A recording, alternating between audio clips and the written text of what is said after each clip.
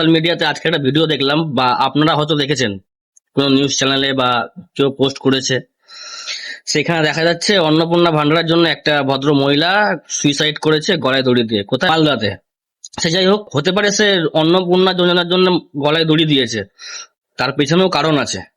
কারণটা হচ্ছে, যখন সে লক্ষ্মীর ভান্ডারে টাকা পেত, সে সেই টাকাটা তার সংসারের অনেক কাজে লাগতো, তার সংসারের অনেক সুযোগ সুবিধা হতো ওই লক্ষ্মীর ভান্ডারের টাকা দিয়ে।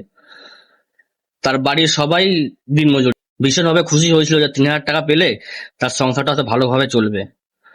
কিন্তু সে পঞ্চায়েত থেকে শুরু করে প্রচুর বার ঘোরাফেরা করেছে, সে পায়নি।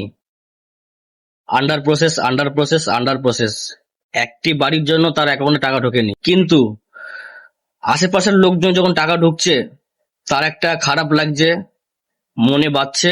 তার হাজবেন্ড তাকে জিজ্ঞাসা করেছিল যে সবার টাকা ঢুকছে, তোমার কেন ঢুকছে না? কি এমন ফর্ম ফিল আপ করেছো যে তোমার টাকা ঢোকেনি এখনো?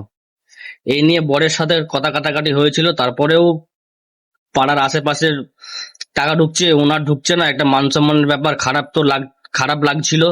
সেই জন্য সেই মহিলাটি আত্মঘাতী করেছে নিজের ওড়না দিয়ে।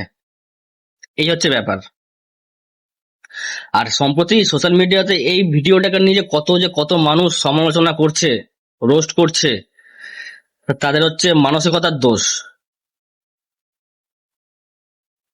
একটা কথা মাথায় রেখো, পরিস্থিতি কখনো মানুষের চিরস্থায়ী নয়।